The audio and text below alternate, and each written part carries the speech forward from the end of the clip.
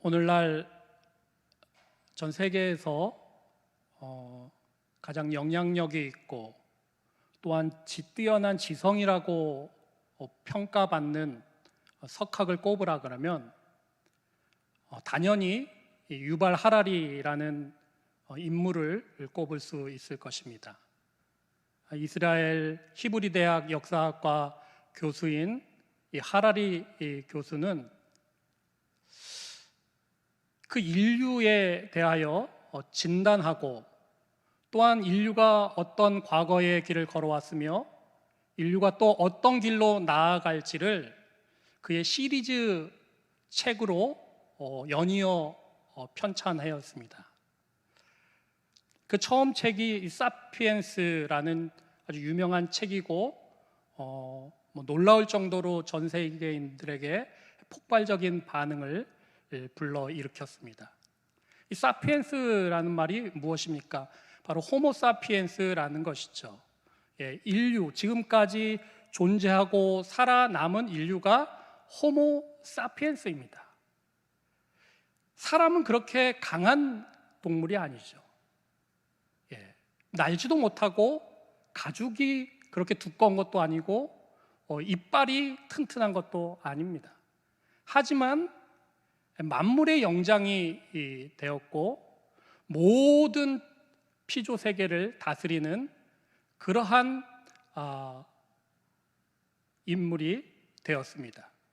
그것이 바로 호모 사피엔스, 현명한 인간, 지혜 있는 인간이기 때문이다라는 것입니다. 그래서 그 육신과 가진 것들은 그렇게 강한 것이 없지만 머리를 쓰고 또한 공동체를 이루고 그로 인하여 도구를 발견하고 그로 인해서 지금까지 업그레이드되고 발전하고 발전하여서 피조 세계를 다스릴 뿐만 아니라 모든 과학 문명과 뛰어난 기술 업적을 이룩한 것이 바로 호모 사피엔스다라고 말합니다. 이렇게 과거를 뒤돌아보았다면 이 하라리 교수는 이제 미래를 내다봅니다. 그러면서 그가 지은 책이 호모 데우스입니다. 호모 데우스. 호모 데우스는 무엇입니까? 인간이 신이 된다라는 말입니다.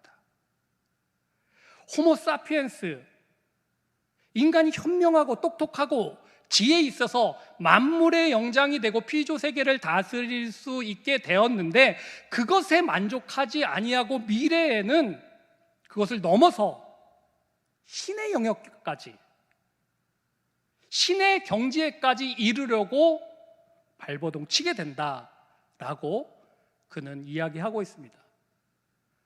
그를 통해서 여러 가지 편리하고 또한 도움이 되는 것도 있겠지만 다양한 문제점이 일어나게 될 것이라고 진단하고 있습니다. 이 유발 하라리 교수의 이야기뿐만 아니라 이런 핵심은 신앙적으로 살펴봐도 들어맞는 이야기인 것 같습니다. 이 사람에게 있는 지혜와 지식은 어디서 온 것입니까?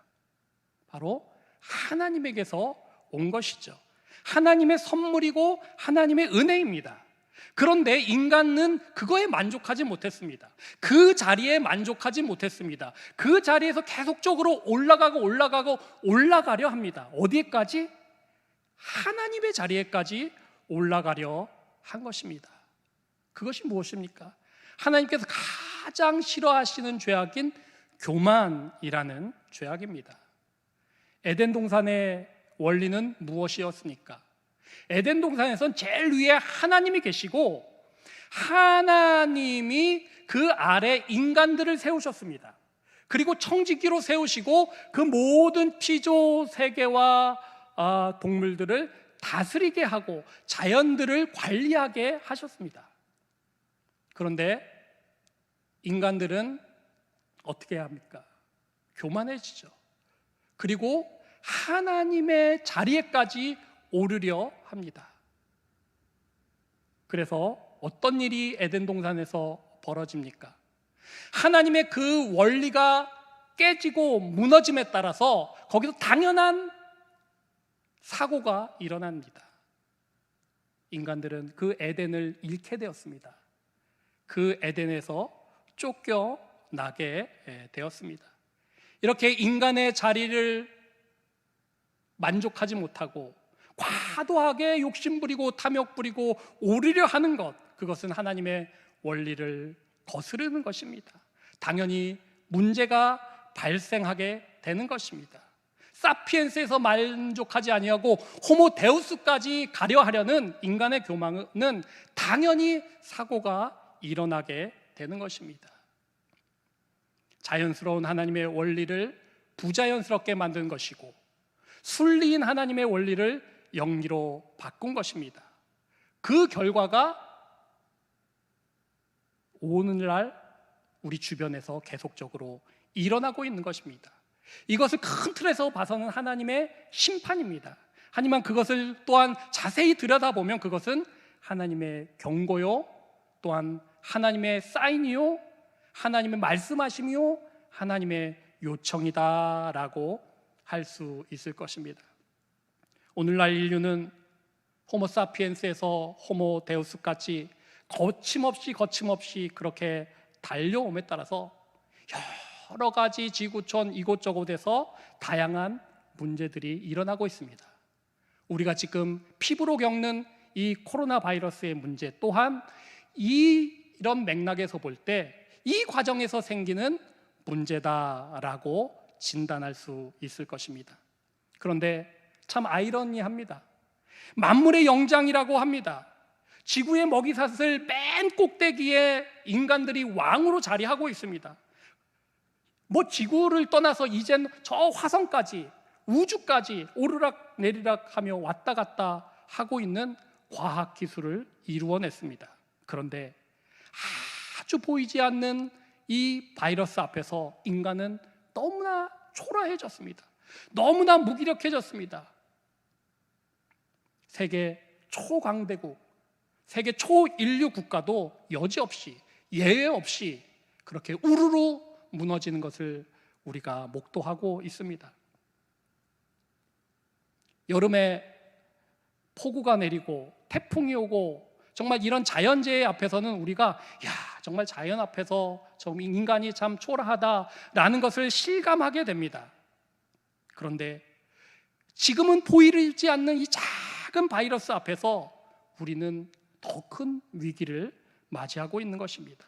오히려 그렇게 눈에 보이지 않는 작은 바이러스 때문에 더 치명적인 결과를 우리는 맞이하고 있습니다. 이사야 당시에도 이런 위기와 이런 문제와 이런 위협들이 있었습니다. 바이러스는 아니었지만 이제 이사야가 활동하던 이 남유다는 세계의 막강한 열강들 틈바구니 속에서 이제 아주 난처한 입장이었습니다.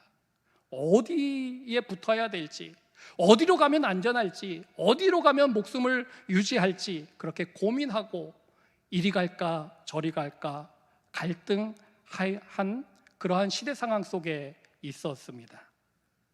여기서 그들은 어떤 길을 선택했습니까? 당연히 하나님을 의지하고 하나님을 선택해야 했음에도 불구하고 당시에 힘 있는 아수르나 애고봄이나 이들이 우리를 보호해 줄 것이다, 이들만 있으면 우리는 안전할 것이다, 이들을 택하면 우리는 목숨을 부지할 수 있을 것이다 라고 생각하는 그 열방을 선택한 것입니다. 그 열방만 선택한 것이 아니라 그 열방의 우상들까지, 죄악들까지 따라 선택하게 되었습니다.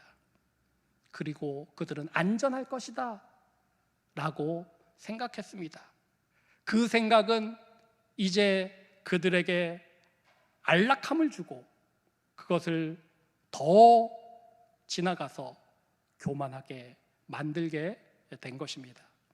오늘 본문 처음 12절에 보면은 하나님은 이사야를 통하여 어떻게 경고하고 있습니까? 만군의 여호와의 날이 임할 것이다 라고 그렇게 말을 합니다. 모든 교만한 자와 거만한 자와 자고한 자에게 임할 것이다. 그래서 그들이 어떻게 되냐면 그들이 낮아지리라 라고 그렇게 경고하고 있습니다. 그러면서 그 이후에 계속적으로 그런 맥락으로 이사야는 경고하고 예언하고 있습니다. 13절부터 계속적으로 나오는 그 유다와 유다 주위의 그 열강들의 그 교만의 모습이 어떤 식으로 상징되어 나오고 있습니까? 레바논의 높고 높은 백향목, 바산의 상수리나무, 높은 산과 언덕, 높은 망대, 견고한 성벽, 다시스의 배와 아름다운 조각물, 은금 우상들, 듣기만 해도 으쓱할 수 있는 그러한 말입니다. 하지만 이것들은 무엇입니까? 부귀이죠, 영화이죠, 권력이죠, 힘이죠, 자기 방어력이죠, 사치죠, 허영이고 헛된 우상이었습니다. 그들은 이런 모든 것들을 추구하고 선택함에 따라서 스스로가 만족했습니다. 그리고 스스로가 안전하다라고 말했습니다. 그리고 우리에게 평화가 있을 것이다 라고 착각했습니다. 그래서 이 안에서 스스로 높아지고 교만해지고 자고해지고, 그래서 이것으로 말미암아 스스로 그들은 우리가 데우스다, 우리가 신이다 라고 착각하게 된 것입니다. 이렇게 낮아지게 하시는 하나님의 날은 하나님의 심판일 것입니다. 하지만 이 속에 하나님의 경고가 들어있습니다. 하나님의 촉구가 들어있습니다. 또한 다시 한번 주시는 하나님의 또 한 번의 기회가 있습니다. 그것이 무엇입니까? 맨 마지막 절 22절에 보면은 이 여지를 남겨주고 있습니다. 이렇게 만군의 여호와의 날이 임할 것이니 너희는 끝났다, 죽었다라고 마무리하지 아니하고 어떻게 이야기를 합니까? 22절에 보면 너희는 인생을 의지하지 말라. 너희는 인생을 의지하지 말라라고 요구하시고 촉구하시고 당부하시는 것입니다. 쭉 앞에서 말하는 그런 높은 것들, 그런 휘황찬란한 것들, 믿을 만한 것들, 그것을 신뢰하면은 안전할 것 같은 것들, 그 모든 것들, 너희 자신들까지 그것들은 모든 비참한 말로를 걷게 될 것이다 라고 드러내시면서 이제 그 모든 것들을 인생이라고 말씀하시면서 그 인생을 의지하지 말라라고 촉구하고 당부하고 계시는 것입니다. 우리가 겪는 이 코로나의 위협과 위기도 하나님의 경고와 하나님의 촉구와 하나님의 일깨우심의 사인으로 우리가 생각할 수 있을 것입니다.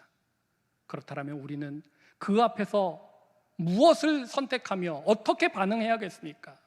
이 위기 앞에서 우리는 무엇을 택하며 어디 앞에 서야 할 것입니까? 호모데우스의 자리에 계속적으로 오르려 발버둥 칠 것입니까? 아니면 과학식 기술과 의료 기술들을 더 발전시켜서 이것들을 막아내야 할 것입니까? 아니면 우리를 보호해주고 우리를 살려줄 만한 강대국과 인생들을 의지해야 할 것입니까?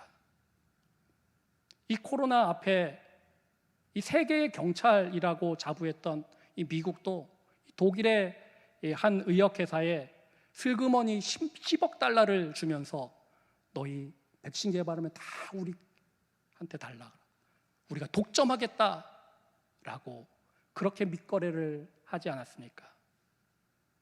믿을 인생이 어디 있습니까? 믿을 인생이 어디 있습니까? 위기 앞에서 우방도, 친구도, 믿을 만한 것도 다 무너지는 것들을 우리가 보게 됩니다. 그러므로 최선의 백신은 무엇이겠습니까? 최선의 백신은, 더욱더 근본적인 백신은 생화학적인 백신이 아니라 바로 다시금 하나님 앞에 돌아가서 근본적인 백신인 겸손의 백신으로 우리가 하나님 앞에 온전히 서 나가야 할 것입니다. 겸손이라는 것은 무엇입니까? 인간 세상에 나 자신의 자금을 인정하는 것입니다. 더 나아가서 인정할 뿐만 아니라 이제 하나님께로 방향지에서 하나님께로 나아가서 하나님을 붙들고 하나님을 의지하는 것입니다. 여기서 끝나지 아니하고 이 겸손으로 말미암아 하나님께 나아가서 의지하고 하나님을 높이고 하나님께 영광 돌리고 하나님을 찬양하는 것까지가 바로 겸손일 것입니다.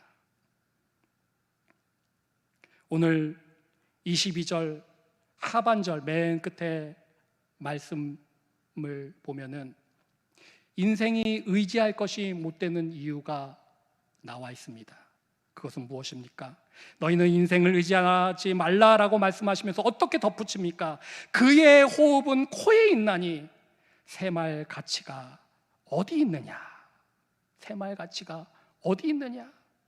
그의 호흡은, 그 절대적인 호흡은 이 코에 있는데 이것이 셀 수도 없고 가치 없는 것이다 라고 그렇게 이야기하고 있습니다. 공교롭게도 이 코로나 바이러스는 호흡기 바이러스입니다. 주된 감염 경로가 바로 이 호흡기죠. 여러분, 호흡이 어떤 일입니까? 호흡은 멈출 수 없는 것이죠. 누구나 해야 되는 것이죠. 아주 당연하고 보편적인 것입니다. 꼭 해야 되는 것입니다. 안 하면 안 되는 것입니다. 이러기에 더 쉽게 감염되고 더 쉽게 전염되고 전파되는 것이죠. 호흡은 쌓아둘 수 없습니다. 어디 배터리 충전한 것처럼 충전해서 몇 달치 호흡을 쌓아두고 어디 가서 호흡하지 않을 수는 없는 것이죠. 예측할 수도 없고 보이지도 않고 잡히지도 않습니다. 마치 집안의 모든 어마어마한 전기 제품이 차단기 스위치 하나 탁 내리면 와르륵 전기가 나가고 집안이 캄캄해지는 것처럼 코에 있는 호흡이 그것입니다.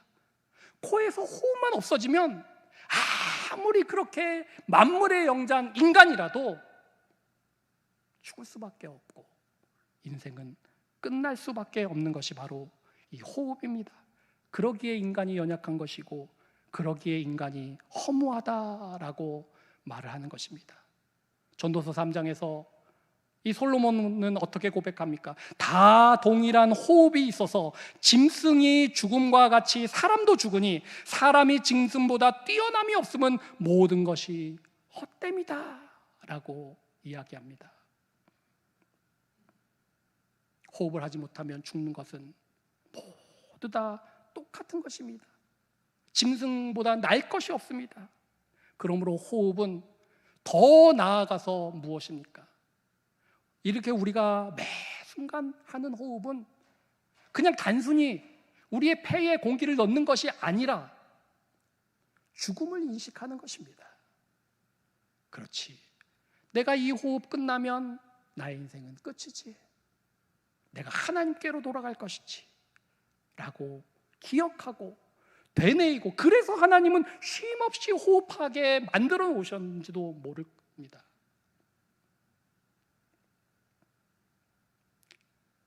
하지만 이 연약한 호흡, 이 연약한 인생, 이것으로 하나님은 큰 문명과 큰 일들을 하게 해 놓으셨습니다. 지금까지. 어떻게 그 일이 가능하겠습니까? 그저 진화학자들, 역사학자들이 인간의 뇌가 다른 동물보다 조금 커서, 무게가 더 나아가서, 인간이 도구를 사용할 줄 알아서, 인간이 조금 IQ가 높아서, 그렇게 그 이유로 인간이 이렇게 오늘날 그렇게 뛰어난 문명과 문화를 만들어낸 것입니까? 그렇지 않습니다. 하나님의 형상으로 우리가 만들어졌기 때문입니다. 여러분, 우리의 몸은 진흙이죠. 흙이죠. 하지만 하나님이 그 코에 생기를 넣으시고 하나님의 숨결을 불어 넣으실 때 뭐가 되었습니까? 생명이 되었습니다. 생명. 그러므로 그냥 진흙은 짐승과 있죠. 하지만 하나님의 숨결이 우리 코를 통하여 들어갈 때, 우리 호흡기를 통하여 들어갈 때 우리가 생명이 되었던 것입니다. 그리고 만물의 영장이 되었던 것입니다. 호모 사피엔스가 그래서 된 것입니다. 하나님의 숨결, 그것은 무엇입니까? 바로 성령입니다. 성령. 그러므로 우리는 그저 진흙이 아닌 영적인 존재인 것입니다. 영은 왜 우리에게 하나님께서 주셨습니까? 그것은 하나님을 기억하고, 하나님을 느끼고, 하나님을 인식하고, 하나님과 소통하고, 하나님을 높이며 찬양하라고 우리에게 영혼을 주신 것입니다. 그러므로 우리가 단순히 호흡하고 생명을 유지하는 것에서 더 나아가서 우리가 하나님의 숨결과 하나님의 성령을 호흡함으로 하나님의 살아있는 생명이 되어서 교만이 아니라 하나님을 높이고 하나님을 찬양하는 것으로 나아가는 것, 이것이 호모사피엔스에서 호모데우스로 나아가는 과정 가운데서 생기는 여러 가지 문제 가운데서 우리가 선택해야 될 반응이고 결단일 것입니다. 시편 39편에서 다윗 왕은 이렇게 고백하고 있습니다. 여호와여, 나의 종말과 연한이 언제까지인지 알게 하사 내가 나의 연약함을 알게 하소서. 주께서 나의 날을 한 뼘 길이만큼 되게 하심에 나의 일생이 주 앞에는 없는 것 같사오니 사람은 그가 든든히 서 있는 때에도 진실로 모두가 허사뿐이니이다. 진실로 각 사람은 그림자같이 다니고 헛된 일로 소란하며 재물을 쌓으나 누가 거둘지 알지 못하나이다. 그 뛰어난 다윗 왕은 어떻게 고백합니까? 내 인생이 새말 가치가 없다. 오늘 22절에 말한 그 호흡은 코에 있나니 새말 가치가 없다 라는 동일한 고백을 합니다. 없는 것 같다 라고 말을 합니다. 한 뼘 길이다 라고 말을 합니다. 그림자 인생이다 라고 말을 합니다. 우리가 여러 가지 문제와 위협과 사고 앞에서 이렇게 인간의 연약함을 느꼈다라면, 그것들 인식했다라면 이제 마지막 시편 39편의 다윗의 고백을 우리도 동일하게 드려야 할 것입니다. 주여, 이제 내가 무엇을 바라리요? 나의 소망은 주께 있나이다. 나의 소망은 주께 있나이다. 인생을 의지 아니하고 오늘도 겸손 앞에 나아가 하나님을 바라보며 하나님께 소망을 두는 것이 바로 우리의 결단이요 우리의 반응이 되어야 할 것입니다. 단숨에라는 말이 있죠. 우리는 어떤 일을 할 때 야, 단숨에 그거 해버렸다 라고 그렇게 의시되고 자랑할 때가 많이 있습니다. 그런데 단숨에 숨 한 번에 할 수 있는 것이 뭐가 쉽겠습니까? 아무 일도 없습니다. 그저 숨 한 번 쉬는 것을 우린 단숨에 할 수 있을 뿐입니다. 그렇다면 그 단숨은, 숨 한 번은 어디서 나옵니까? 우리 몸의 에너지에서 나옵니까? 우리의 건강과 체력에서 나오는 것입니까? 바로 하나님에게서 나오는 것입니다. 그 단숨이, 그 짧은 단숨이 계속적으로 이어져 우리의 인생이 되는 것입니다. 그러므로 우리의 인생은 그 숨쉬는 단숨의 연속입니다. 그러므로 시편 150편 기자는 이렇게 결론적으로 고백합니다. 호흡이 있는 자마다 여호와를 찬양할지어다. 할렐루야. 우리 호흡이 순간순간 겸손으로 들어마시고 하나님께 찬양함으로 내쉬는 그런 들숨과 날숨이 되기를 주님의 이름으로 축원합니다. 기도하겠습니다.